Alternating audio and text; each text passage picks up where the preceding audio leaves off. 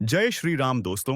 अगर आप भी दिल से हिंदू राष्ट्र का सपना देखते हो तो इस वीडियो को जोरदार लाइक ठोको, कमेंट में पूरे जोश से जय श्री राम लिखो और चैनल को सब्सक्राइब करने में बिल्कुल भी कंजूसी मत करना।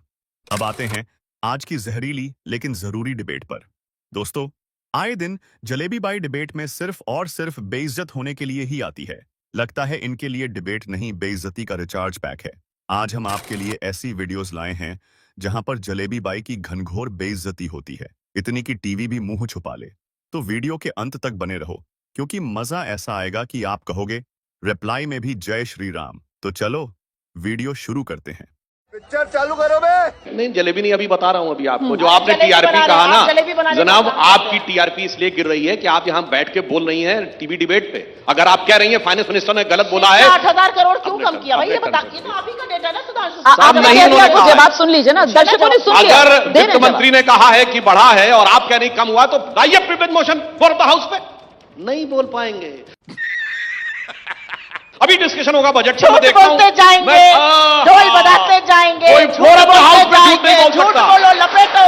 आप ये देखिए, लपेटो, खूब झूठ बोलेंगे। अब मैं पूरी बताता ताकत हूं, से झूठ बोलेंगे। झूठ टीवी डिबेट में बैठ के बोला जा सकता है, सदन के पटल पर नहीं। जुमला कर दिया, सदन के पटल पर नहीं बोला जा सकता, जुमला कर दिया। अरे जुमला वीरो, बजट को तो बख्श देते, बजट को तो बख्श आप देते। सोर्स नहीं कोट कर पाई एक भी, और सोर्स बोला तो मैंने सारे -1% वाला सोर्स कोट आपके किया। क्या कान में मैल है क्या? आपके सोर्स इसलिए हम कोट आपसे कर पाए। आप मैंने तो सारे सोर्स कोट किए। आप मेरे एक मैंने डिस्टर्ब किया आपको, मैंने डिस्टर्ब किया। सुप्रिया जी, जब आप बोल रही थी उन्होंने एक बार नहीं, एक बार भी डिस्टर्ब नहीं। सुन लीजिए, मैं दोबारा आपके पास आऊंगी। अच्छा सुनिए, मतलब सुन लीजिए ना, सुन लीजिए, उसके बाद आपके पास आ रही हूँ, दोबारा आ रही हूँ। सुन लीजिए, दो बड़े बड़े दिग्गज अर्थशास्त्री हैं, चिदम्बरम जी और मनमोहन सिंह जी, राज्यसभा में हैं। लाए ना प्रिविलेज मोशन एफएम के अगेंस्ट, आपने गलत बोला है, नहीं ला पाएंगे। यहां बैठ के झूठ झूठ चिल्लाएंगे, बहुत क्लियर है। क्योंकि जो फैक्ट होता है वो सदन के पटल के ऊपर दाएं बाएं करना संभव नहीं होता। यहां पे कोई आंकड़ा लेकर कोई कहता 50 साल की सबसे बड़ी बेरोजगारी, कोई कहता 50 साल की सबसे बड़ी महंगाई। ये सब जुमले आपने खूब सुने होंगे। जुमले यही है ना, सही पकड़े हैं। 15 लाख हर बैंक अकाउंट में है। काला जुमले भी आपके अपने हो गए, जुमले भी आपके अपने हो गए। ठीक है, ठीक है, ठीक है। सुधांशु जी बात पूरी कर लें, उसके बाद आ रही हूँ आपके पास जल्दी से। 50 साल में वो भी है जिसमें सोना गिरवी रखा गया था, 1 बिलियन फॉरेन एक्सचेंज रिजर्व से नीचे आ गया था, उससे बुरी स्थिति है। जुमला ये होता है कि 1970 में नारा दिया गरीबी हटाओ, और 2013 में 43 साल बाद, जिसमें 43 साल में 37 साल आपकी सरकार रही, अब कहते हैं 2/3 लोगों को फूड सिक्योरिटी देनी है। जुमला ये होता है। क्या बात, ये बात है। इन्होंने कहा कोई बलिया का नेता बोल देता है तो ऐसा होता है। बताइए, राहुल गांधी पर्ची फाड़े थे, वो बलिया के नेता थे? ये बताइए, नेशनल एडवाइजरी काउंसिल के चेयरमैन सोनिया गांधी जी जो कोई छोटा मोटा नेता थी, उनकी बड़का बड़का फोटो लगती थी और प्राइम मिनिस्टर की छोटका छोटका फोटो लगती थी।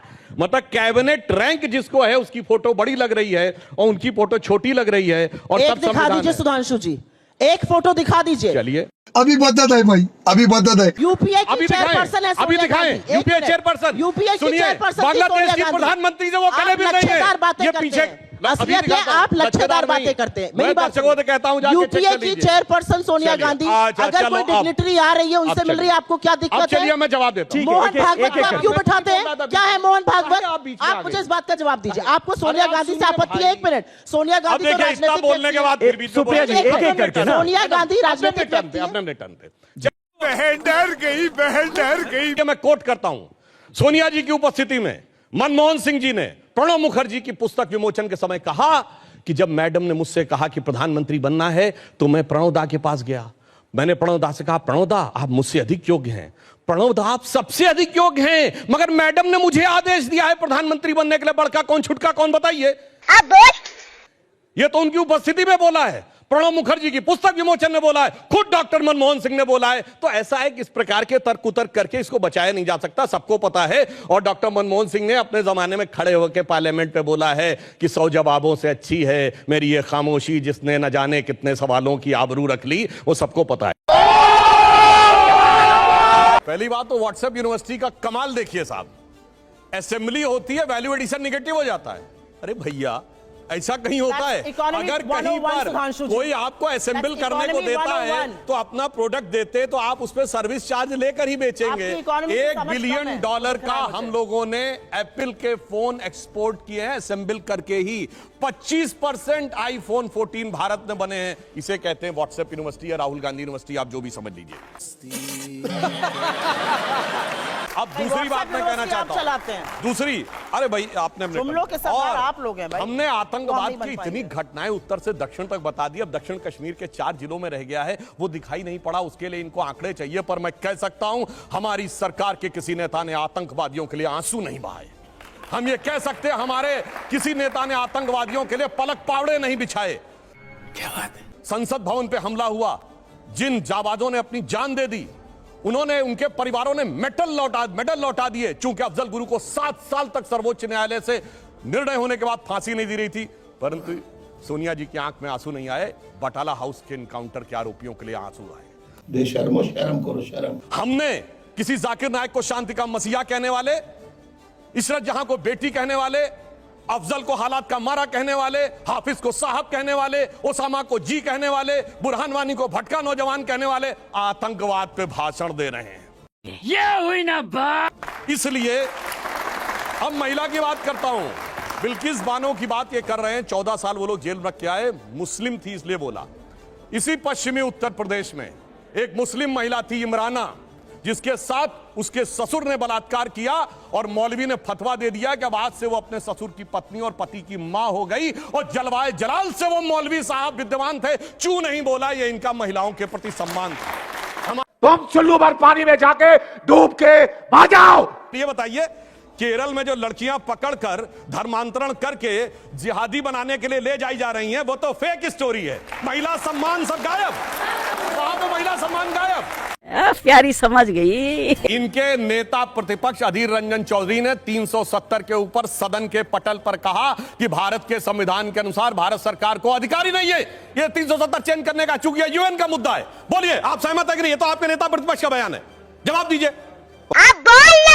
उसका फ्लोर ऑफ द हाउस पे जवाब है। उसका जवाब तो दे दीजिए। विवेक डोबराय ने जो कहा वो सही है या क्या नहीं है? बात आप कर रहे हैं? सरकार का व्यक्ति नेता प्रतिपक्ष संसद के पटल पर बोले, वो पार्टी का बयान है, इसलिए मैं कह रहा हूं इसमें कोई बोलिए। विवेक देबरॉय का समर्थन करते हैं या विरोध करते हैं? हाँ या ना में जवाब दीजिए। विवेक देबरॉय का समर्थन करते हैं या विरोध करते हैं संविधान पर? रंजन चौधरी का जवाब दीजिए। वो आपके नेता विवेक डोबराय हमारी पार्टी के नेता नहीं है, अपनी पार्टी के नेता का जवाब दीजिए। बाय मत भागिए, चिल्लाइए मत, पानी मत भागिए। मुझे अपने घर जाना है। अधिरंजन चौधरी जी की बहुत याद आ रही है ना आपको, तो आपकी बखिया उधेड़ती हूँ अभी। अधिरंजन चौधरी उधरने पर्सनल का हो जाती भाई। अरे आपकी बात ही क्या बात जवाब दे रही हूँ। अधिरंजन चौधरी, अरे पहले जवाब दीजिए, 370 पर उनका बयान सही था या नहीं? बोलिए हाँ या ना। आप पार्टी के प्रवक्ता हैं। तो इतना लाइफ खराब हो गया, इतना लाइफ खराब हो गया। वो हिंदू संस्कृति जिसने इस देश को मां कहना सिखाया, जिसने कहा उत्तरम यत् अपनी मां का अपमान करने वालों को क्या कहा जाता है, आप अच्छी तरह से जानते हैं। ये काम मत कीजिए। और अगर उसको कोई कहे कि ये रोग है, इसे समूल नाश करना है, तो उसे घमंडिया नहीं कहेंगे तो क्या कहेंगे? सही पकड़े हैं। अगर कोई ये कहे कि सनातन धर्म का समूल नाश करना है, इस देश को मां सिखाने वाली संस्कृति का नाश करने की बात कहे, तो क्या वो घमंडिया नहीं हुआ? क्या घमंडिया नेवी और घमंडिया डिफेंस कहिएगा। अब देखिए अनकंफर्टेबल फैक्ट्स आए, डिस्टर्ब करना शुरू कर दिया।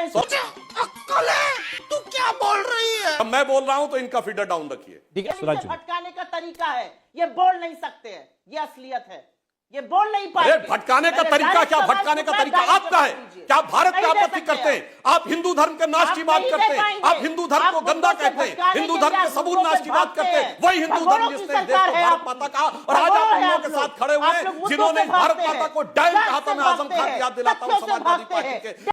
अरे सुधरो रे अभी तो। का लेटर है सारे चीफ मिनिस्टर्स को कि वो रिजर्वेशन के खिलाफ है, पर्टिकुलर नौकरी में, क्योंकि इनकॉम्पिटेंसी बढ़ाती है। अब आइए, इंदिरा जी के जमाने में नारा है जात पे न पात पे, इंदिरा जी की बात पे मोहर लगेगी हाथ पे। अब आइए 6 दिसंबर 90 को Rajiv Gandhi ji floor of the house पे कहते हैं कि वो रिजर्व मंडल का विरोध करते हुए कहते हैं कांग्रेस पार्टी जात पात में विश्वास नहीं करती है। और अब ये जानते क्यों आए? आपको बात बताऊं, वक्त के साथ बदलता आपने किसी का चेहरा इतना नहीं देखा होगा।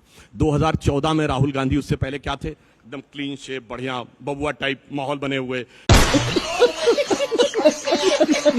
हिंदी में अब अगर शपथ आप लीजिए। व्यक्तिगत पे अब आएगा तो देखिए, फिर मोदी जी की भी भाव भंगिमा अरे और सुनिए व्यक्तिगत पे सुनिए चली सुनिए जाऊंगी। बोल लीजिएगा। ये बबुआ शब्द मैं का जो जो बोल आपने रहा हूं। प्रयोग किया, अरे इसको बोलने वापस ले बोलने लीजिए। दीजिए, आप क्योंकि बोल मैं मोदी जी दीजिएगा। पर बोलूंगी तो अरे आपको बुरा बोलिएगा लगेगा। बोलिएगा, अभी मैं जवाब देता हूँ, उसके बाद मैं अभी जब बोल लूँ देखिएगा तब बोलिएगा। क्या होगा आपके साथ। और उसके बाद हिंदी में शपथ ली और ईश्वर के नाम की शपथ ली 2014। 2019 आया, लगता इससे काम नहीं चलेगा, तो क्या किया, अब टीका लगा के कुर्ते के ऊपर जनेऊ वाले हिंदू बन गए और अपनी जाति नहीं गोत भी बताने लगे। कहां? राजस्थान में पुष्कर के मंदिर से निकलते हुए 2019 के चुनाव से पहले। समझ रहे हो ना? फिर लगा इससे भी काम नहीं बन रहा, अब 2024 में अब वो जनेऊ कुर्ता छोड़ दिया, कार्ल मार्क्स की तरह दाढ़ी बना के, हाफ टी शर्ट पहन के, अब हिंदी की बजाय अंग्रेजी में शपथ, ईश्वर की बजाय सोलमनी अपन। मैं पूछता हूं 2014 में ईश्वर के नाम की शपथ, 2024 में ईश्वर के नाम की शपथ क्यों नहीं ली? और फिर संसद में खड़े होकर भगवान की फोटो दिखाते हैं। इतना बदलता हुआ इंसान आपने 10 साल के अंदर कोई भारत की राजनीति में नहीं देखा होगा जितना ये बदलते हैं।